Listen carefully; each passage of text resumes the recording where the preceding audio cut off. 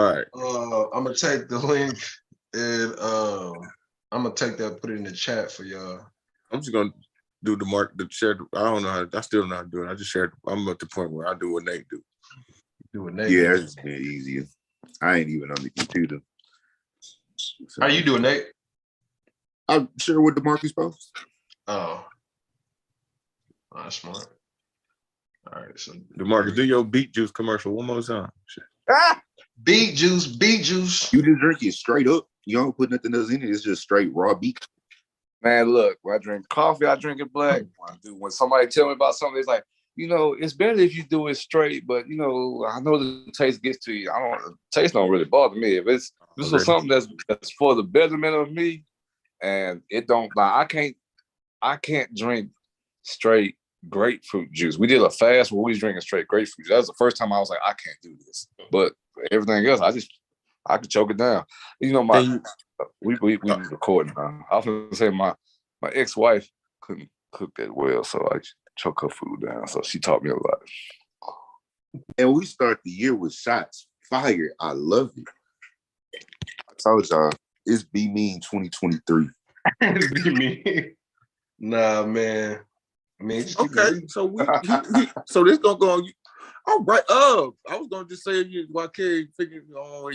What's the benefits of the beet juice? How you like? How does it make you feel?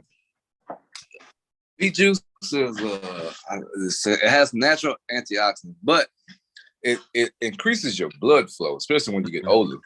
It helps so much with your blood flow that we don't understand the restriction of our blood flow when we get older, either neurological and pain endurance and how everything is transferred through your bloodlines. It increases your blood flow through all your extremities. So as we get older, it gets harder for you. Not harder. We don't take care of our bodies like we should. So of course, we make it harder for our bodies. It naturally helps open back up those blood vessels so that you can have a better blood flow. And having a better blood flow helps everything, man. It helps diabetes, heart disease, all the above. So yeah. But naturally, how does it make? I'm saying, like, what's the difference? Your energy, how do you feel on it? Because I've been drinking it too, and it just what you been feeling different? I feel a difference, and I also, I got diabetes, so my numbers are better stable by just drinking it and of course water and stuff like that. But it stabilizes my numbers better, and there's a feeling when you eat and drink cleaner. I don't know exactly how to describe it, but you just naturally feel better. Like you don't feel as sluggish. Like if you put bad gas in the car, how it just runs. It still runs. It still picks up acceleration, still brake. You can still get from point A to point B, but it's just a little off. It feels a little sluggish. I just don't feel as sluggish as, and not even knowing that I felt sluggish, I just don't feel as sluggish. But I feel like my body is operating better. I don't know if that describes it better or not. I can second that though. Not eating meat anymore kind of has given me the same type of feeling. Not eating as much meat. I'm eating fish, but not eating as much meat has given me that more energetic. You can feel the blood flow. Your skin feels tighter after like you work out and stuff like that to your body. I know exactly what you're talking about. But we can get into it so we can maximize. So Be a Light Podcast mission statement. We're the #1 mentorship for mindset development, career ascension, education, and leadership cultivation. Our DNA is we are authentic, positive. We respect all sex, race, religion, political views, and preference. We for all people, and we like to have a great sense of humor. This is a fun podcast. It's a real podcast. It's a needed podcast. A needed podcast during a time frame where you got a lot of negativity, you got a lot of darkness being perpetuated. And we some brothers that's coming on this call to be that friend, be that leader, be that uncle, be that little brother, be whatever you need at a time where you need it. And we doing it consistently week in, week out. So welcome back to the Be a Light Podcast. It's your boy K Sloan here with the homies. Jay Jones. Jay Jiggity got the brain. #1 seed Eagles. Yeah. H-Town repping. That's peculiar that you are an Eagle fan, but we're cool with it. Hey, the Texans are the dumbest team in the NFL. I can't cheer for that. So no. And we all know Nate does not endorse any type of. Yeah, he don't do that. No lack of intelligence. Somebody gave you a chance to get whatever you wanted. To literally say, I can control everything. I can get whatever I want. Yeah. Would you fight against that chance? No, I would not fight against that chance. That's what the Texans did today. That's what they did today. Who they play? They played the Colts. They gave your Bears the number 1 seed because they chose to try to win a game that meant literally nothing but you could lose the number 1 seed. I would have started my punter at quarterback today. Chestnut checkers, babies. Chestnut checkers. Yeah. And then you got I'd have called me and started me today at quarterback. I'd have been throwing all types of called me and started me. The first 5 fans that signed up, y'all get to play quarterback for the Texans. Real talk. But then we got Mr. Lipton Go in the building. He looking like Black Jesus over there with that light behind his head. That Black Panther. What's going on, brother? Nothing, man. Just waking up and living. All right. That's you're never gonna get an introduction. Like, why do you try? He woke up. That's the best. I think that's the most tame response I think we've ever got in the intro from him. Probably because of the life insurance. He's pumped about the life insurance right now. So he's still going off the last episode. But yes.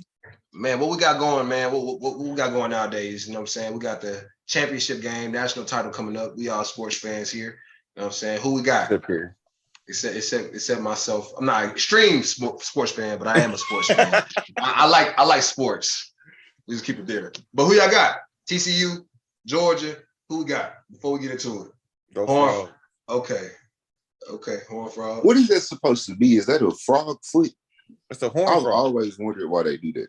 It's a horn frog. Yeah, it's the 2 horns, and that's the.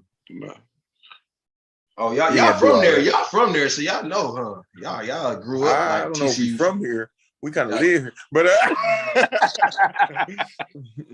y'all live there though, so y'all know the culture of TCU, Fort Worth. It's still hooking. They didn't make the playoffs. They did not make the playoffs. Your team did they kicked the playoffs away? Okay, let's talk about how y'all year started off, because my year literally started off in the pits because I watched the kicker shank a field goal. He kicked that thing 15 yards wide and 30 yards short. I was so sick. I laughed at you, but I went to sleep. I knew how you felt. I was just like, Nate's pissed right now, but I love it because he always doing the horns down. So, this feels so good right now. Yeah, I understand. Hey man, that pain, man, it's a building block. It's a building block. It's fundamental. and I mean, all jokes aside, man, you know, we was talking a little bit about the Hamlin situation with him and everything. What's y'all thoughts on that quickly before we get into everything? Like, glad he's doing good, man. Glad he's doing a lot better. Still thoughts and prayers to the family, of course, but you just never know. Life is a very, very precious, very tricky thing because you never know what's going to happen. Yeah. Like, we now see injuries on the field, but ain't nobody ever really seen that one. Even we had a teammate pass away in college. You know, R.P. Zach Saver, you know, blessings to his family and everything. But even in that situation, it was something different. His was a brain aneurysm. It wasn't, I don't recall anybody doing CPR on him. I kind of moved away from it, but I don't recall anyone doing CPR. I had never seen anything like that on the football field. Yeah, like DeMarcus said earlier, it was, I guess, being a former football player, it's hard to see because it's almost like you get emotional because it's like, dang, bro, like, yeah, you just never seen anything like that. But I'm so glad he's doing. I checked like every day. I was at work checking Twitter, checking everything. Just like I just felt like I had to check on him every day, like he was my family member, you know. So, and to see the country support him, black, white, everybody, just like the country got behind it. It's good to see that. And then prayers. I saw people on TV. I saw Dan Orlovsky pray on ESPN. It felt good, and I'm glad he's doing better. But it felt good to see everybody kind of get behind it. So. Makes me feel good about humanity. Period. Like at our core, love supersedes all. Yeah. Yeah, and I think it also displayed the power of social media too. Like once that started to spread across social media, it was crazy. Like y'all said about the mass flow of cash that went into his charity after that night. It just shows how powerful it is, that, and then along with other situations you see in America, man, where sometimes we come together and do the right thing, and we support and we show love, and we look like that unified front that we want to see ourselves be day in, day out. It ain't always, evil and madness and twerking and yelling and fighting that's getting spread out. Sometimes it's some good stuff that can be able to maximize the people. Why you laugh, Jay Jones? Twerking ain't easy. Twerking ain't easy, huh? Twerking ain't easy. Twerking ain't easy. Yeah, evil. Might be misguided sometimes, but it ain't. Hey, but really though, on what DeMarcus said, I think that's always an important thing to highlight. It should not take us seeing a dude essentially die to tap into humanity, bro. Like that shouldn't be a thing that it's like, oh, now I realize these people are human. Like, oh, especially when we're talking about like the athletes. I saw a lot of the people on TV, the Ryan Clarks, all of these people talking about the, I guess, dehumanization that athletes gonna go through. Mm-hmm. And I think that's really an important thing to always kind of remember, bro. These are people doing the job. Yeah, they playing the game, they make a lot of money. It's something that you can't do. But these are still people. These are people with families. These are people's kids. These are people's fathers. So, I think just keep that in mind that it shouldn't really take the extreme to make you remember that. That's everyday life, right? Every day you're dealing with people. So watch how you treat people, care about people. I ain't saying go out of your way all the time to, do whatever for somebody, but understand that everybody could be dealing with something. You don't know if they got a family member that's going through something, like anything, right? Keep in your mind that we're dealing with people every day. No, 100. Nicest thing Nate's ever said. Yeah. That's real though. That's real though. Nate, he's on something.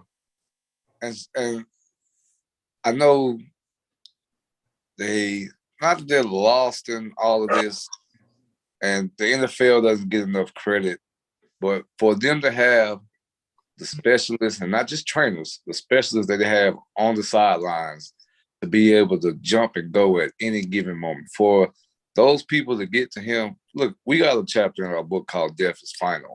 And for those people to get in there and be able to help that man and for that not to be final is a miracle of itself, because I've learned since that has happened that when the brain doesn't get oxygen, like literally every minute counts before you can revive him and bring him back without any damage. And for that man to wake up and essentially the first thing that I wasn't there, but that the first thing that he so-called said or was trying to convey was, did we win the game?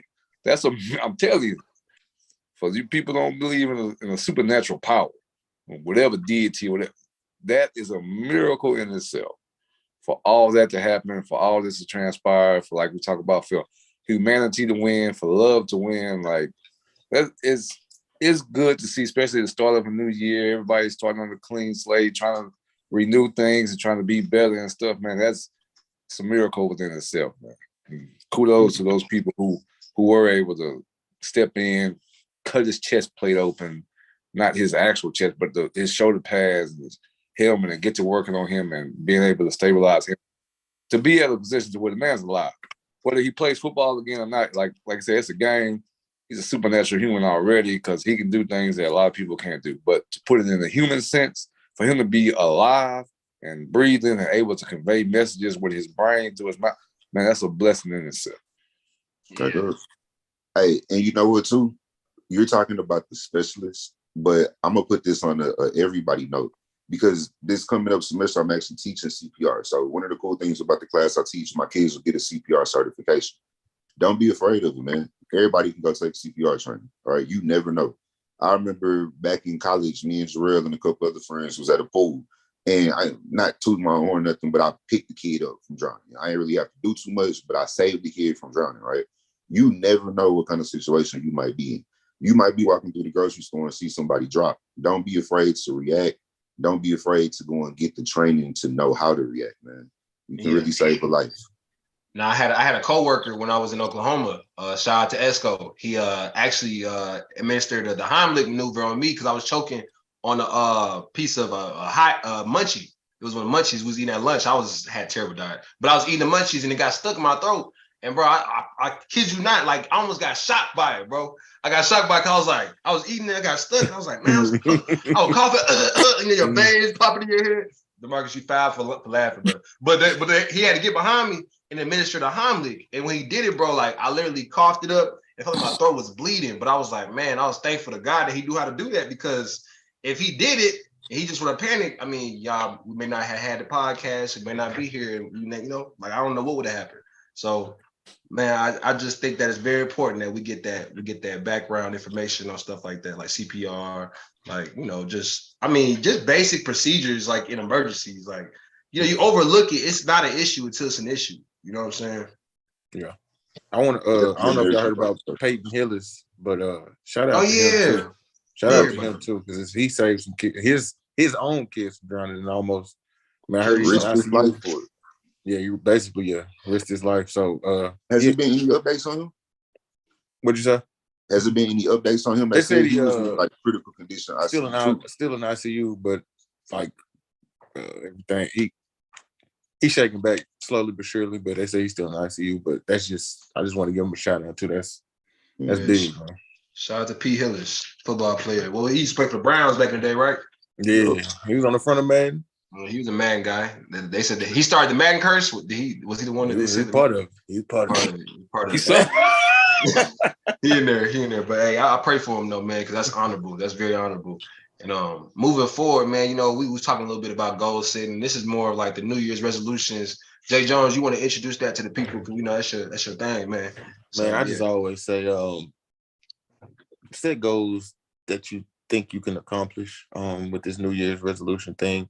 Even if you do, DeMarcus, he just talked about it. Even if you do short-term goals, if you do daily goals, if you do weekly goals, I just want y'all to set doable goals. Don't say, you know, you're gonna go from. It can't happen, but don't say you're gonna go from, you know, college to making $10 million. You know, let's work slow. Let's get you a job. Give them some of your goals. What you got? Oh, my goals is always staying in shape. I try to work out 3 to 4 times a week consistently. My goals, I want to see the business, the book that we were about to write, my brother and I have a business together. I want to see our business thrive. I've been talking about box trucks. I kind of fell off that goal, so that's something I need to say out loud, be accountable for it. But I just want a lot of growth in 2023. I want to see a lot of growth in myself and the people I'm working with and the people that I'm helping. So I just want to see a lot of growth, a lot of progress. I think my favorite word is going to be progress. Even if it's slow, I just want to see a lot of progress in 2023. So yeah, but y'all just set goals. Y'all don't be in the gym in the sauna for 45 minutes and leave. Go do some stuff. Go work out, man. Go work out. If you want to lose that 20 pounds, go work out. Get on a diet. Kerry even change his diet. DeMarcus drink beet juice every day. Man, do something for yourself, man. Health as well. So right good. I seen something on I posted it on my Instagram story today, and I'm probably misquoting it, even though I just looked at it like 5 times. But what it said is people do not choose their futures or whatever. People don't, whatever. You choose your habits, and your habits dictate your future. So that's really what it is. Pick better habits, man. Start with something small. Start with something you can really change, you can build on. And it's that same cliche, get 1% better every day. Do something small just to progress towards it every day. But don't overload yourself. When you have some big, massive goal and you look at it and say, man, I'm really at 0 and I'm trying to get to 100, even getting to 50 seemed like a hard road, right? Work on getting to 5, get to 10 first, right? Stepping stones. And before you get off the topic, Nate, what's one of yours right now? What's something you got going for 2023? Man, kind of like what Jarrell said, it's progress in a lot of different things. It's progress in the business, it's taking the nonprofit to the next level, it's doing several things like that. But more importantly, it's getting ready to be a father, man. Mm-hmm. Countdown is on. I'm less than 90 days out. So, you know, shout out to the wife, shout out to the baby mama who's walking in here right now. Yeah, the baby mama. Hey, y'all. Yeah. Hey. But that's what's up. Yeah. But like Nate said, even if you write a goal down and you write 5 stepping stones to the goal, you check off the stepping stones, I'm cool with that. Like Nate just said, even if you don't reach your goal in 2023, but you check off 3 stepping stones, by 2024, by middle of 2024, you might reach that goal. So, or, you know, you might reach it in 2023. I just want y'all to make some goals and stick to them. That's all I want y'all to do this shit. Me too, me included, not y'all, us. So yeah. I'm just gonna look at it from a year standpoint, man. One of my clients the other day told me they're doing it on a month-to-month basis. Said her January goal is something super simple, was to get better at making omelets. That's easy, right? That's a little bit of work. That's getting in the kitchen a few times. You got to eat breakfast. You always got to eat something. So do stuff that's actually realistic for you. Yeah, make it. Go ahead, bro. I was just going to say that it's kind of from a biblical sense, but it's, if you don't know who Jay Baz is, he said to increase my territory. And to increase your territory, you have to move in steps. You know, you don't just take over a whole territory and just one bound. You got to move in steps. So to break it down, have to look into the horizon and see into the horizon where you want to go, but understand it's going to take steps to get there. And you may falter, you may fall, but like Gerald said, as long as you still put forth the effort, I think you will increase your capacity for whatever you're trying to achieve. Once you increase your capacity, you understand what your capacity can hold. It also helps you elevate to whatever platform you're trying to get to. So small steps, man. I think that's why a lot of people may falter when it comes to New Year's resolution, because a New Year's resolution, they take it in the whole year since and say, I'm going to lose 100 pounds this year. And then they fall off, and then they feel like they've lost a resolution, and then they never get back to it. But if you take it in small steps, you know, if you fall, you drop to one knee, get your strength back, get back up, and create and push for that next step. It's effort. It's effort. Yeah. It's consistency. It's all that. But it's in small bounds. Not. We have a friend named Shannon who had a lyric in a song. I hope I'm not misspeaking, but he said $1 million starts with $1. Just grow it from. Absolutely, that's a fact. And I think something that's always crippled me with goals and goal settings in the past, I've overcome it a little better up until this point. But it's just that the goals I would set, the action steps, there would be too many action steps in between where I'm at and where I need to go, right? So it was like too much space. I kept making goals that were like too big because your goals got to be attainable and realistic. And I think sometimes I would make goals that were super large, which the dreaming part of it is important. Like, so you can make the proper goals. Like, you need to dream in order to have goals that are aligned with your purpose. But I think that I was dreaming in my goal setting. Like I was just too far gone, and I had to start getting more practical. And I think it's real for a person like myself, bro. I got like this head where I'm like, I can do anything, I can work, I can make it happen. But if you don't set a goal that's literally attainable, like within 30 days or like within a week by week basis, then sometimes you get lost and you become a dreamer. You're dreaming, you're not doing anything. So those action steps, like we're talking about, bi-weekly, weekly, monthly, yearly. Now you really making quarterly, right? Now you really making those attainable goals. Because when you look at it, like I was teaching the kids last week, SMART goals. So SMART goals broken down, that's specific. Is it goal specific? Is it direct? Can it be measured? Can your progress towards that goal be measured?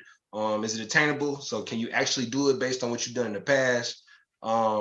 Is it realistic? So is it not far-fetched? Is it something that, you know, it's common knowledge that you can do it, and is it timely? So is there a time limit on it? And I think that part of it is most important, really, because if you give yourself an extended amount of time, like, you know, a couple of years, that's so vague that you're gonna get lost. Like, and then somebody with a definite time limit on a goal for, you know, you to be a part of a process, they'll take over your priority and you know what I'm saying, in your mind. Like, you won't be prioritizing yourself, you'll prioritize other people's goals, because people have really good goal setting skills when it comes to, like, you know, leading companies and stuff like that. Like, I'm sure Elon Musk has a very defined goal for Tesla, you know what I'm saying, over the next year. And if you join the Tesla entity, then you're going to be engulfed in that and you'll forget about your own. You know what I'm saying? These entities do a really good job of doing that. So if you work for people, you got to be really intentional about your own goal setting year after year, especially if you work for people.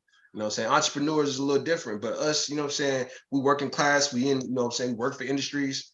You got to have your own goals, like straight up. Don't be just riding with the initiatives that your program or your organization has because you could lose yourself. You know, I think that's the most important part about this to me. Let me quote Wale for a second. Great philosophy. It's easy to dream a dream. It's much harder to live it. Yeah. Take the steps every day, bro. Make it reality. Yeah. Make it a reality.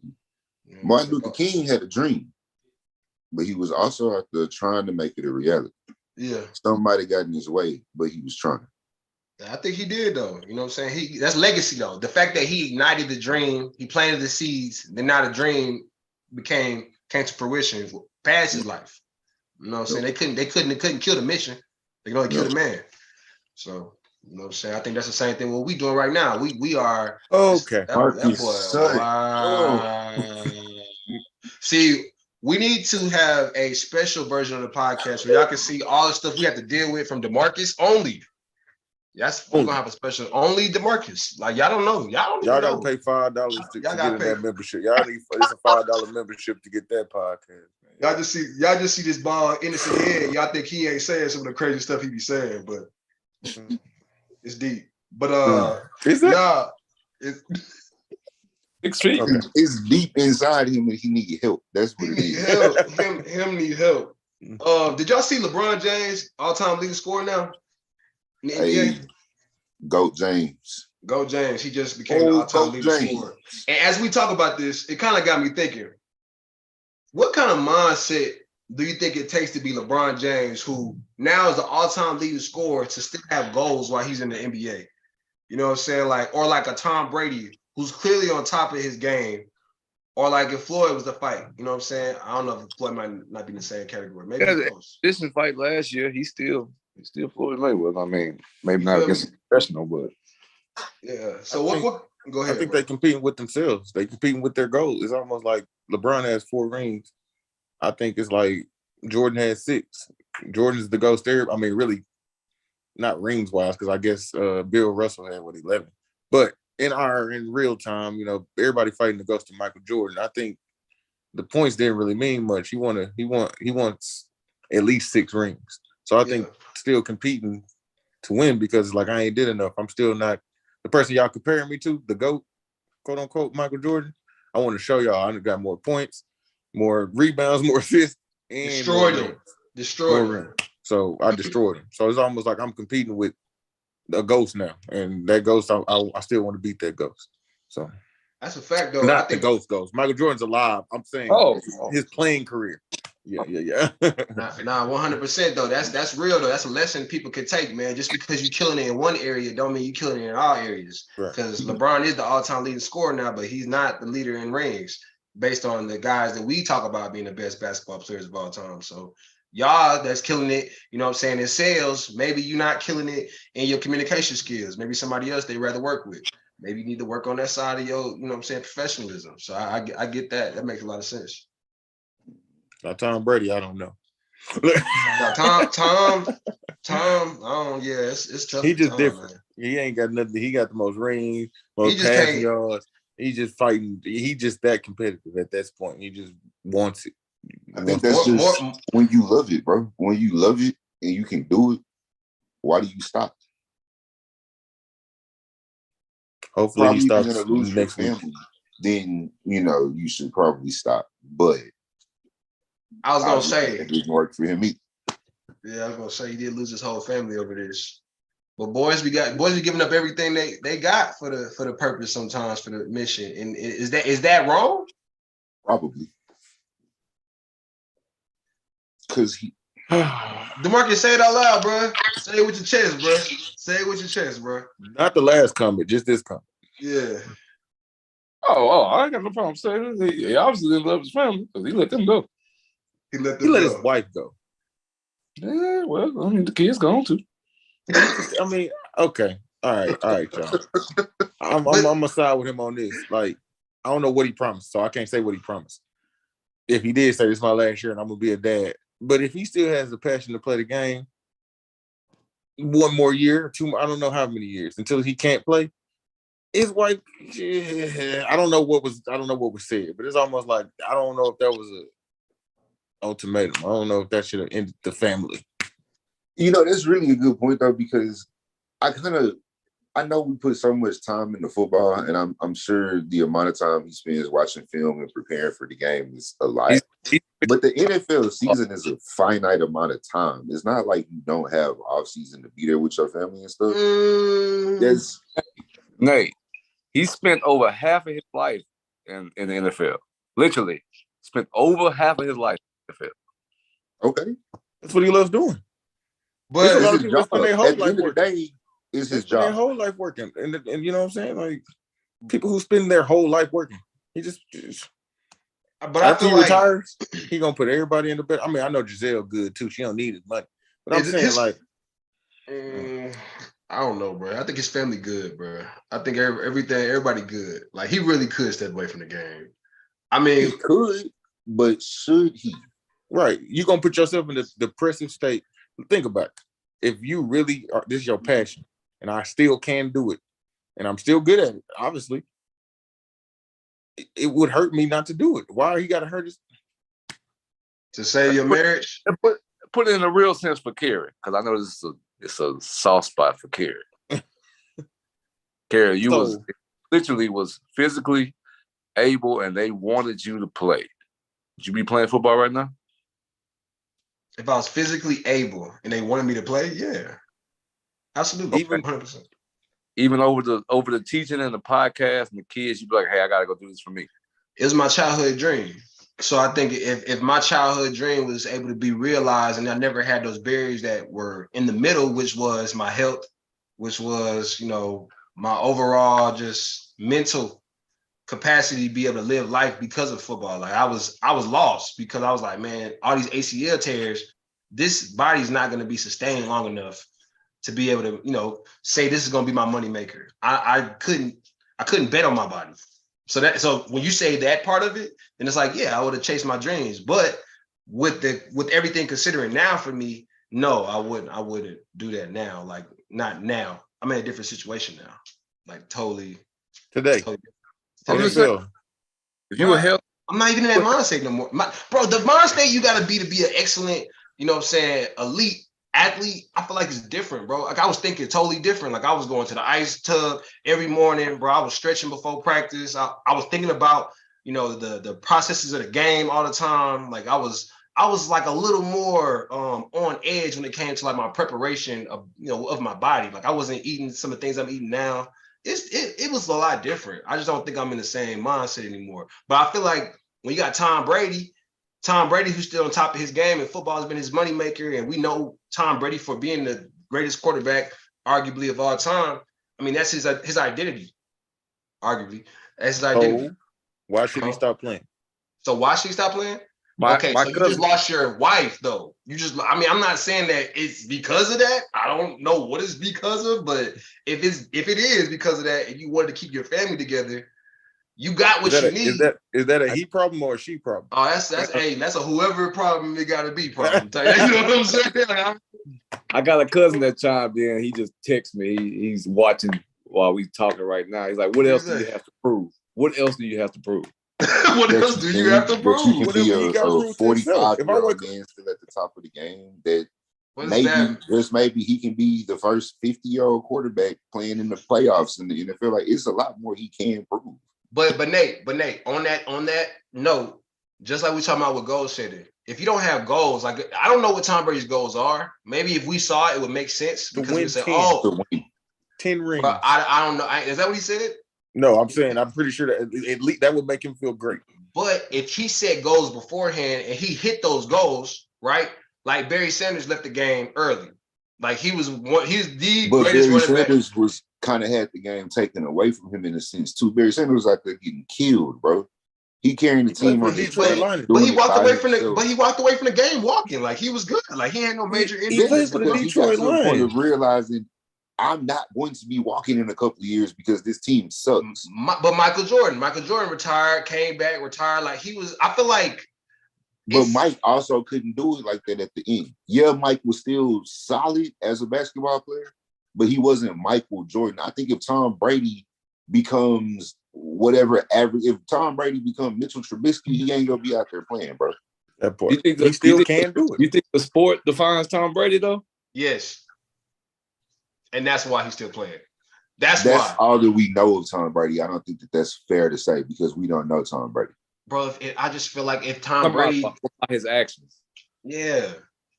Well, I think that's who you are. I think we see somebody as their job in this sense because it's all that we know of them. They're a public figure. It's a public job. I don't know if we can really say that defines who he is. I mean, he's still a father. He was a husband, all of these different things. So it's a lot more to go into that. But why you go tell somebody they can't go? You shouldn't go do your job. Exactly. If I'm 50 years old and I can still play, yeah, I'm playing. And I'm pretty sure, I don't know what was promised. If it was a promise, if he said, yo, Giselle, if I don't win the Super Bowl this year, I'm done. I'm coming to chill with you and the kids. Okay, maybe he shouldn't have said that. But if I can play, I'm playing. So, go ahead. If you promise it, don't go back on your word. But that's not something that you should be forced into doing either. I don't think it should be a pressure from the wife in that situation to say, you need to step away from this, right? Their situation different. We talking about one of the most successful models of all time and all of that. It ain't like it was about a money thing. It's really about love. Now, I know it's not really the same situation, but look at somebody like Joe Paterno. When they took football away from him, dude died, bro. And yeah, Brady is young, but what if that turns into Tom Brady spiraled into depression out of nowhere because he can't play football anymore? Yeah. When he know he can. Like when he knows he can. So that's my thing. Okay. That's how I feel about it. Now, with all of that said, I hope his season ends next week. Oh. and then he looks stupid. Because it's like, bro, you supposed to be chasing these rings and now you just blew up another year. No, because he's still a great quarterback. Yeah, he still had a solid year. He just set an NFL record in completions and attempts this year. You can't win every year. He's been playing for 20 years. He doesn't have 20 plus rings. Yeah. So you ain't gonna get every one, but you out there trying. He's done the most that you can do from your season standpoint goal. He put himself in a position to be able to compete for another championship. I think the most interesting position that a person that's great at something or an entity that's great at something is when you have to have a conversation with yourself or your team about whether or not you still striving for something or you just being greedy. Because I think greed ends up being something that takes out a lot of powerful people, a lot of powerful entities, because it turns into other things and it can really get dark. You know what I'm saying? Like, I think that's what I think about with this. It's like Tom Brady is at the top of the game. He is progressing, but there is a point where the greed does come into play.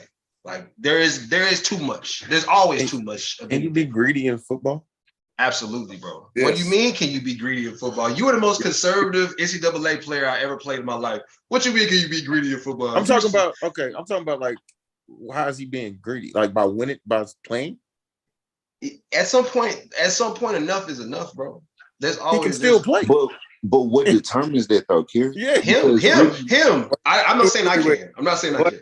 But when you put it in the family sense, when you do put it in the family sense, like you have missed so much of your family. Yeah, hey, we don't know all that's been said or any agreements that have been done, but when you miss so much of your family, you agreed to marry somebody, you agreed to be a father to some kids. Like, well, I could see where I'm pretty sure they got some women and even some other guys would be like, yes, he's being greedy. It's all about him. Yes, he's being greedy. What about everybody else that you agreed on this contract of life with? What do they get?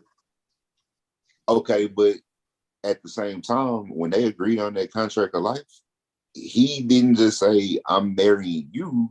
She said, I'm marrying you, the football player, as well. So I think, again, we always talk about how communication is important. We don't know these people life and what they can talk about. Yeah. I'm just using this as a kind of a general thing. Communicate, because you have to be able to address those things when they come up. So whatever kind of agreement that they had, No, I'm not saying he should have went back on his agreement. He shouldn't break his word.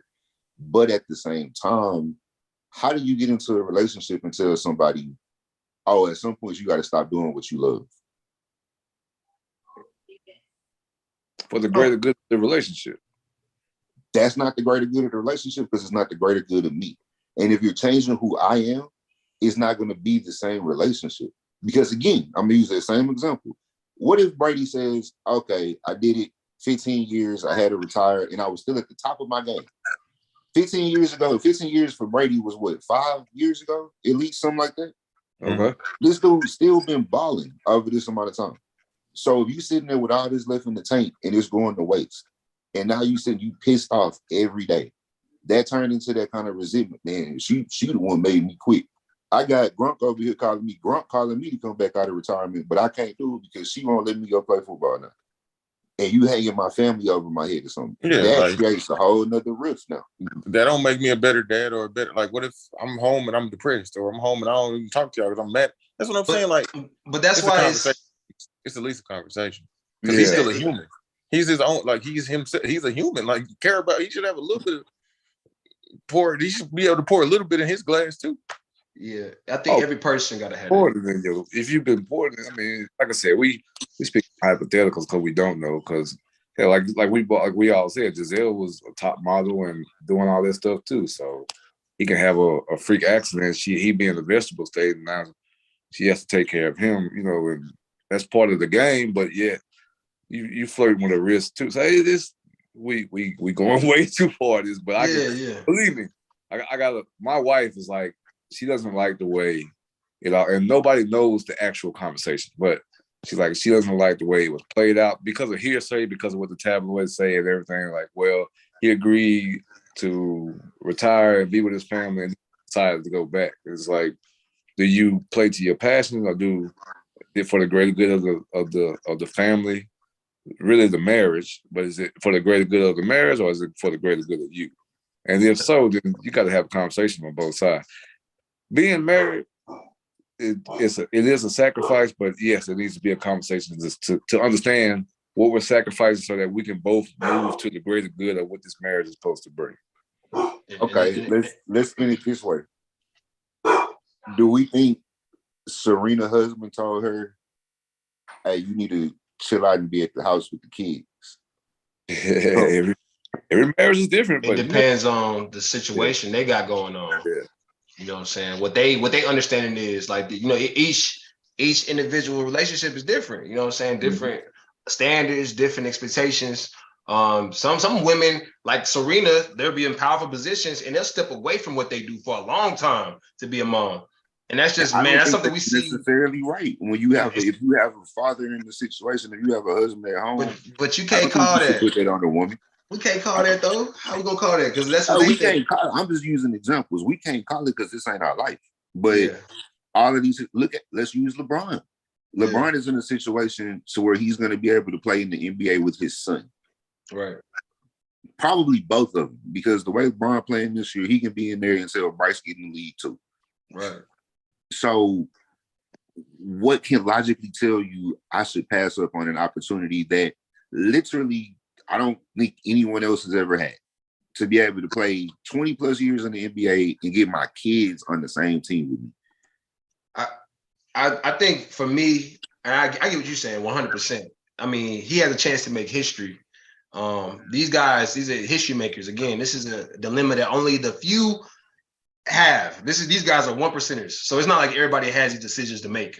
But on a smaller scale, as men, you know, in our families, we make decisions and they're unpopular decisions. You know what I'm saying? Like, and you got to live with it either way it goes. And a lot of times, you know, we looking at these guys and their decisions are magnified and put on TV and, you know, tabloids behind it. But we make everyday decisions and nobody knows. But like, you made it based on what you thought was best for your family and you move with that. So I think that's big. And I think, you know, as you start to become successful, sometimes I think the outside influence will try to give you little wins that they'll be like, this is something you're about to do, Jay Jones. Like, you're getting ready to be the #1 mental health group ever. But you know, your girl at home and she needs you for, you know, the new baby y'all got coming.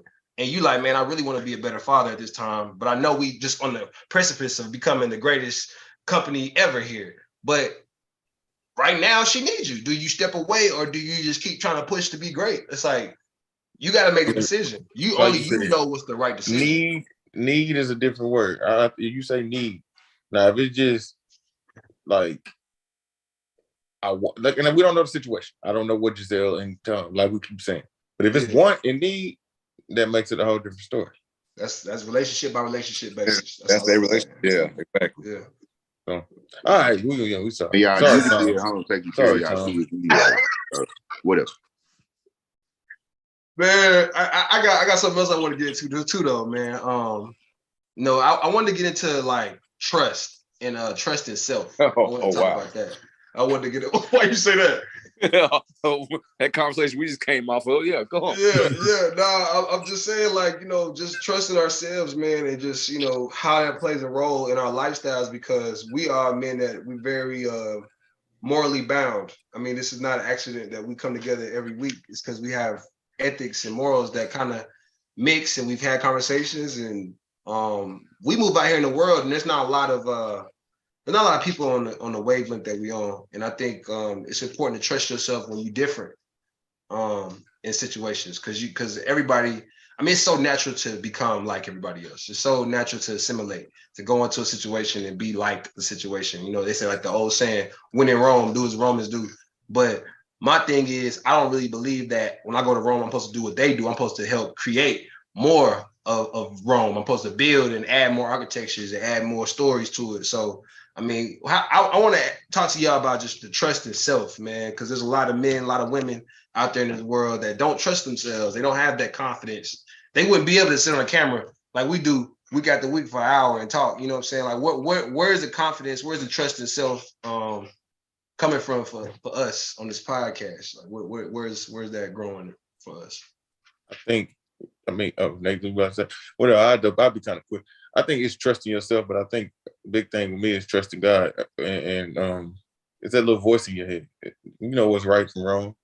You know what I'm saying? Like you just said, if I had a situation to better a company or my family that needs me, I know what's right from wrong. You know what I'm saying? So I think you always get that push, that voice that you hear something like, man, this is what you got to do. And I think my trust in God is big, because sometimes it's stuff to put in your face that makes life easier, selling drugs or scamming people out of their money. It's stuff that, like, man, I can make $1 million in 2 months, but that's not the right way to be. I think I trust my decisions because I was brought up, and also trusting God. I think that helps me try to always at least try to make the right decision. I don't always make the right decision, but I always hear that voice in my head to help me kind of detour away from the bad things. So, yeah.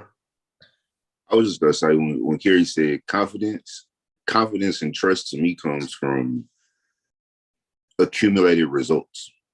I think that's, if you've tried it one way and it worked out, I can try it again and it's gonna work. Okay, this worked 10 times. I might as well keep on doing it. That kind of a deal for me. But believing that your heart is in the right place more than anything, right? Because we ain't gonna always be perfect. You might think you're making the right choice and the result can just come out wrong. But if you made it for the right reason, then just be good with it. That's honestly the thing. Like, you got to accept that everything ain't gonna be perfect. But if you did it for the right reason, it wasn't just a truly selfish thing, you weren't trying to screw somebody over, that I think in itself should be enough to let you feel good about what you've done. $1 million. I rock with that response. That's real. That's real. I know for me, like you said, the experiences, that kind of helps build my trust in myself. Just knowing I've been places before and I've seen, this in some shape, form, like I've seen this before. I think as we grow and become more mature and we listen and we observe life, I think you start to see things and you start to see patterns. And as a man, it's very important. I know for us, like leading families, you have to pay attention to everything. Like, you may not speak on everything, because I don't believe that's the essence of manhood. I feel like you got to pay attention, you got to listen, because, you got to sit back and you got to be trusted enough by your family to make the decisions what's best for everybody involved. Man, you can only do that if you have enough data. And I think that's where like my trust come from. It's like I sit and observe everything. I don't just call shots or just, radically just do stuff anymore. Like when I was young, that was my thing because I was, adrenaline seeking at times and things like that. But you got to be a little bit of take a deep breath, analyze, see what's going on. And then that helps build your trust it's not about the stuff you do, it's about the stuff you don't do, I think. That's what I think is really what builds that trust, is when there's so much stuff that you don't do that you could do, and it's for a bigger purpose, like builds that reserve in your tank, you know what I'm saying, to say, yeah, this is how my confidence goes up, because I know once it's time to call, I can make that happen. It's just not the time right now. It just kind of builds that trust in yourself. It's like you being your own parent, essentially. You know what I'm saying? And then God definitely helps you with that, because when you get your faith base right, then you don't worry as much, because there's so many things out of our control that we could worry about.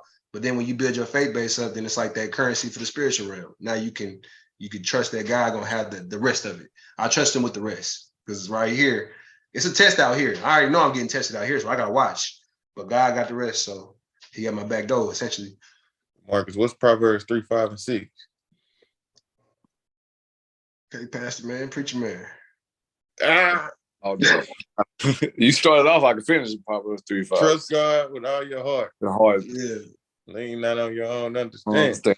Yes. Yeah. I thought that was about to be spit out. My bad. The Marcus, what's up, Proverbs? That's my favorite verse. That's why I said it like that. But no, that's my favorite verse, because every time, like you just said, Kerry, when I'm moving around, I try not to worry about what everybody else doing. I trust God. And one thing, we don't know what our day is. So whatever my day is, my day. I try to move like I move. I'm not trying to worry about what everybody else doing. So that's how I try to move every day. So. I like what Nate said, and Kerry expounded on it. And if you ever really talk about or think about trust, I think a lot of us will say that trust is built.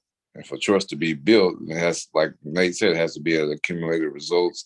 And with the experience, your trust gets stronger, your trust gets weaker, or you don't trust at all. So, you can experience things throughout life, and then you can trust that a dog won't bite you. And you get bit by one dog, and it's like, okay, I don't trust dogs anymore because of the experience that you had and the result that came about. And to build trust back in dogs, you're going to have to go through some more experiences, some more result affected type experiences to either build the trust or sustain the distrust that you already have. So I think trust is essentially built. Trust in a relationship, trust in people. When you're young, you trust your parents or your loved ones, whether they break that trust or not. Like, trust is built and in everything. And then in the experience where you're talking about a deity or a relationship and a religious belief, it's still the same thing. I trust in God because of the experiences that I've had and the results that came about to show that, yes, I can put my trust in this situation. I can put my trust in this relationship. I can put my trust in this thing that I trust because of what has been built over time. Yeah, and when you can't trust something, I think it's important. People that's distrusting, mistrusting, like I grew up like that. I didn't trust a lot. But I think you got to analyze the stuff that you don't trust, people you don't trust, and you got to analyze, do I really trust myself? That's what it really, really comes down to. Because if you analyze that, then it might make sense, why you don't trust other people. Because there's something that you do every single day that shows you to yourself. Like maybe you say you're going to do something and you say it every day and you don't do it. Maybe you need to find a way to restructure your frame of reference about whatever it is that you lying to yourself about. Because, you know what I'm saying? Like when you lie to yourself, that's the worst lie you could ever tell. It's a lie you tell yourself. You keep telling yourself the same lie, or the lie somebody gave you to tell you about yourself. That's the stuff you got to audit. You got to run that through an audit system. You got to be objective, like Nate. Nate gonna be objective. He gonna tell you the real, and it may hurt you a little bit, but it was real. It was real. You can't say it was wrong. And you gotta say it about yourself. Like what's real about yourself that, it may sound a little ugly, but it's real. So where can we go from here? Because if you do that with yourself, you do that with other people. I think a lot of times we do stuff to other people that, you know what I'm saying? It's like we hate ourselves. So now we throwing shade on other people or whatever. It's like, bro, it's starting with you. So I think that's where the trust gets built. If you can't trust yourself, think about that, dog. If you can't trust yourself, like what are you doing in life? If you cannot trust you, the person you with every day, you go to sleep with you, you wake up with you, you are you. You are you, I am I. Yeah. But if you can't trust you, Nate, but you if you haven't had the, just like we say with building trust, you got to do it with yourself too. If you had built over time those experiences to where you can't trust yourself, and like if you go back to the beginning when I jumped on the podcast, how we say you have to be the master of you. If you have not yet got to that platform or that place where you can master yourself and you rely your trust in everything or everyone, and you never put trust in yourself and you never experience yourself, and I can see how somebody doesn't trust themselves. I can see how somebody trusts, alcohol. I see how you get to that point, but that's my thing. If you ain't got it for yourself, you ain't got nothing in the world, bro. Like, if you don't have it for you, that has to be the most important thing for you. How do we just talked about Brady and leaving to be a family. Maybe he don't trust himself to be a good father. That's why he ain't at the house. We don't know. If you don't trust yourself to do the things that you want in your life, if you don't trust that you can handle the things, I heard it, I listened to a song or something earlier, and it said when it wasn't a song, it was Mike Tyson said this. I saw it yesterday. He was on the podcast talking about this. Mike said, when God want to punish you, he give you everything you ask for. See if you can handle it. That's real. So if you can't trust yourself to handle the things that you want, what you got in the world? To handle the things that you need to do, to build the life that you want, then you will never really get anywhere. I'm not saying it's an easy road. It's a process, of course, like everything else. But that has to be one of your main goals. That's big, and go ahead, bro. No, I'm saying that's a big goal, but I think, like y'all saying, exposure. Because even I trusted myself, but I didn't fully trust myself till I left and went to Montana. It's almost like I had to, because I could always fall. We always have somebody to fall back on. Exactly. I was a little brother. I'm a little brother. I'm a baby brother. I always had somebody to call, somebody to help, somebody to do this. So I never had to make. Now I can't say I didn't make bad decisions, but I didn't fully trust myself to make all the decisions in my life, because I always was like, oh, I know who to call for this. I know who could hook me up with this. When I went to Montana, I had to fully trust me. It wasn't nobody else. So it was almost like you knew in yourself going out there that you had to start doing them things because you trusted yourself to lead yourself the right way. And that's my point. I'm not saying that you're going to be at the finish line on everything, but you trusted, hey, I've been through enough. I've learned enough. I've had enough good around me, whatever it is, that I know how to go and at least start handling a situation like that. And that's my thing. I agree with you saying, Nate, that he did have to have that trust in himself. But being one of the homies, though, he was talking to me like, bro, should I even go out there? You know what I'm saying, on second guessing type stuff. And sometimes it takes your culture, your environment to reinforce you in that trust. Like, I think sometimes we have it in us and we don't know we have it in us until somebody outside shows you that mirror. They're like, look at you. This is you. Like, you can do this. And you're right. You know what I'm saying? Like, we need that sometimes. And I think that's where, when you're not used to like, words are so powerful, bro. Words are so powerful. That's why it's crazy now with social being the way it is. Everybody has a voice. You know what I'm saying? Everybody has a voice, and you listen to so many people. So it's like, you got to be careful who you listening to, because they could really break you down and make you less trusting of yourself, because of, you're like, well, they couldn't do it, or they think this way, and I respect that person, so maybe I should think that way. But really, you got to protect, you know what I'm saying, just the narrative about yourself more than anything else. You have to really protect who you think you are. Like, that's something you got to keep like barricades around, because there's literally a million things like stimulus all day long trying to attack that right there is really the key to, like, I feel like everything, bro, like, especially respect. We talk about it in entrepreneurship, us as business owners, us as parents, us as, friends and family members, men, like, you gotta have, if you don't trust yourself, people feel it. They get put off by it. It's like, bro, something about it. I don't know what it is, but his aura ain't like that. I'm not with it. I'm keep moving. But when you've had such an experience like that, to where you have to be isolated or where you have to depend on yourself. I don't know what culture or whatever it is, but they would, take the sons and push them out, and they had to go and find their own food or whatever. They had to build and trust in themselves, but they went out there not understanding or maybe not having that experience to where when you get out there, like I said, you don't have daddy no more. You don't have the big homie no more. You don't have the power number. It's just you. It's just you and your God. Then I think it builds a lot of character and it builds a lot of trust in self, because now I may have thought, I may have had the tool, but now I know how to use the tool. Now I know exactly who I am. Everybody doesn't get that right off the bat. Some people literally have to be isolated or have to be cast out to where they can understand that, yes, you are enough. Yes, you can get this accomplished. Yes, it may take a little more effort. It may take a little more muscle, a little more mind power, but yes, you can get it done. But once you have that experience, and now, just like when we talking about building trust and relationship with other people, now you have built that trust in you, and I felt this from you from really since I've met you. I don't know where you got it from at such a young age, but when you have built that experience in self by yourself, then yes, you move through life like, hey, I understand. Either life goes on, I got to get this done. If ain't nobody else gonna do it, I know I can do it. If you always have that safety net and you never hit the ground, man, you don't know what the ground feel like. You know what it look like. You can maybe feel the texture, whatever, but actually hit the ground, you don't know what that feel like. You don't know what that feel like to actually happen. That's facts.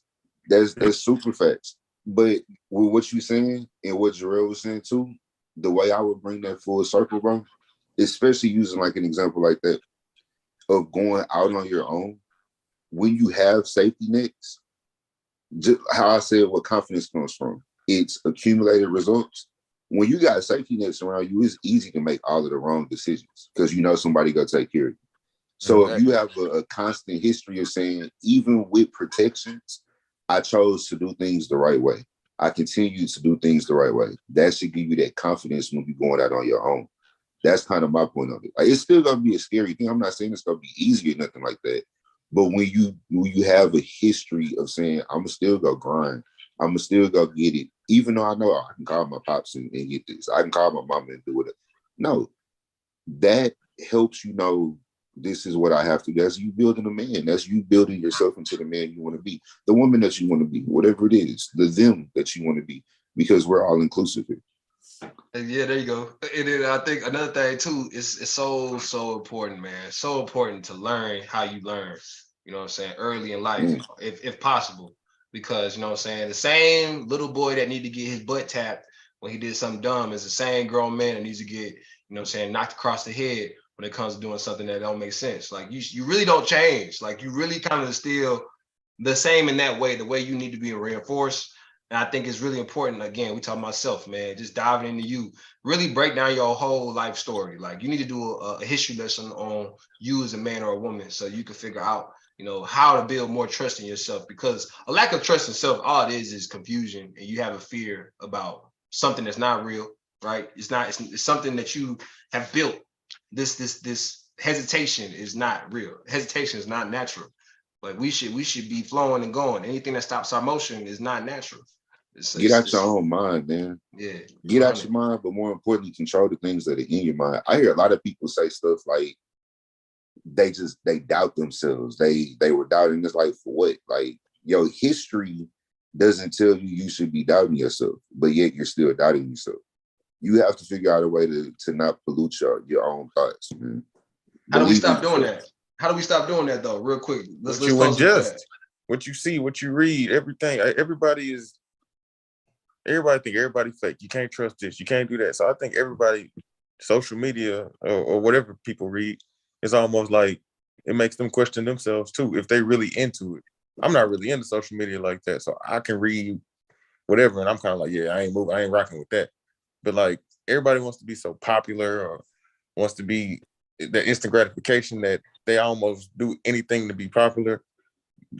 And they're not themselves. They're not even being themselves right now. So I think you got to just know yourself, trust yourself, believe in yourself, everything. But Yeah, maybe take out the apps that you don't need to be looking at every day. Take out TikTok, take out Facebook, read a book, read something positive. So learn something. Look at your history, look at your results, and live in fact.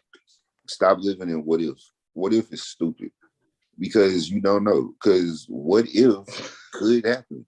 What if the world blows up right now? We just sat here on this podcast for an hour and we wasted some time before the world, but we don't know what's going to happen. But what we know is from our heart, we trying to give y'all some gems. We trying to make y'all think about life in a better way. So if we know that's what we're going to continue to do, I can trust myself that when I get on here and I say the things that I say, is what I believe in. I trust that what I tell y'all, I think works.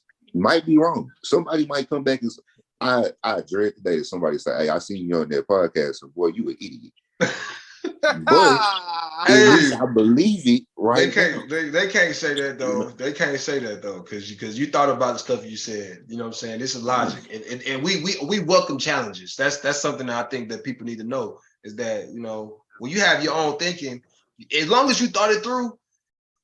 Hey man, you acting out of your own knowledge and your own experience bank, and can't nobody call me stupid for that. You could bring something. You could bring a solution. You could tell me what's a better way to see this, but you can't call me stupid because that's not. That's going back to trust in self.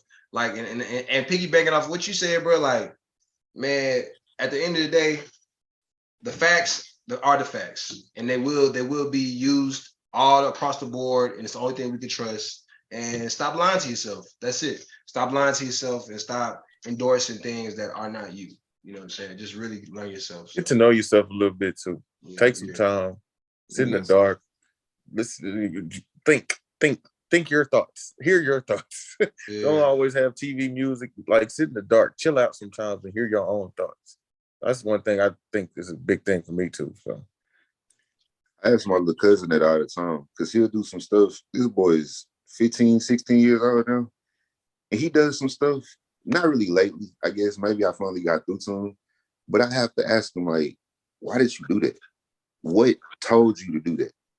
Who controls your mind? If it's not you, who's controlling your mind? Who programs your thoughts? Go and figure that out. Social media. Yeah. Well, it ain't just social media, though. They go to school, too. You know what I'm saying? There's environment. A lot of things. I'm sorry. Yeah, I'm about to say, they got a lot of places. Slash. Mr. Lifton, go. If you know, you know. We always say enjoy the process. Process of everything, but just take a simple process like making a cake. All the ingredients that you put in, you put it in the oven, you see what comes out. Same thing with life. I think you need to know what you put into yourself, the process of the molding, so that you can know what it tastes like before it's even served to anybody, because you know who you are. Put yourself through stuff, man, not just physically, spiritually, mentally. Put yourself through stuff. Find out who you are. Read, listen, clarify some thoughts. Go through the process of thinking. Some people just think something and act on it. Go through the process of thinking, act on your thoughts, see what the real results come to fruition, and understand those results. Because that's what Nate's talking about. Understand those results are fact. That's a fact. Learn the facts about yourself. Once you strengthen self, you strengthen everything in your life. When you really know self, to be a light, you have to understand how to illuminate the room. Where is your light coming from? How bright does your light shine? But on this podcast, we always talk a lot about self-awareness. Self-awareness is the ultimate key to almost everything in life, man. Once you better yourself and you know yourself and you strengthen your stance on whatever it is, you better everything in your life. If you're not, and you're lost, and you're going around and following people, prime example. I like learning about everything. I'm learning about a lot about stocks lately. I talked to this lady who says if you always following somebody in the stock game, you're always gonna be late. You're always gonna be behind. You're always gonna lose. So I would say, man, just understand self and really put that effort into learning self. Because when you are the master of you means you control you, man. Everything in your life is guaranteed to get better. Facts. As within, so without. As without, so within. The whole world is inside of you, and you are the outside. So, man, make sure y'all like and subscribe. And as always, y'all got the gems. Y'all getting all this game. Make sure y'all, showing love, man, because we want to continue to give y'all great content. We're gonna have guests coming soon in the future. Y'all let us know what y'all want to hear. Y'all let us know what y'all want to hear because we want to be able to provide as much value as possible when we get on here for y'all. So, anything left for the people, y'all? Oh Lord. Yeah, he repping his Eagles. I mean, we kind of said a lot. I mean, I just agree with basically everything y'all saying. Start with the foundation. Start with that environment, man. Like if you know you're in the wrong environment, move around. I was, like I said, my 20s, I was turning up every weekend, drinking, doing whatever, hanging out with my friends. I never sat down and thought. So I think if you do need to get away, if that is a good thing for you, if you have the means or if you're coaching or playing football and you want to get away, it kind of helps you find yourself. So environment is huge for me. I was one that, like I say, my environment changed and it changed me. So yeah. Unlock that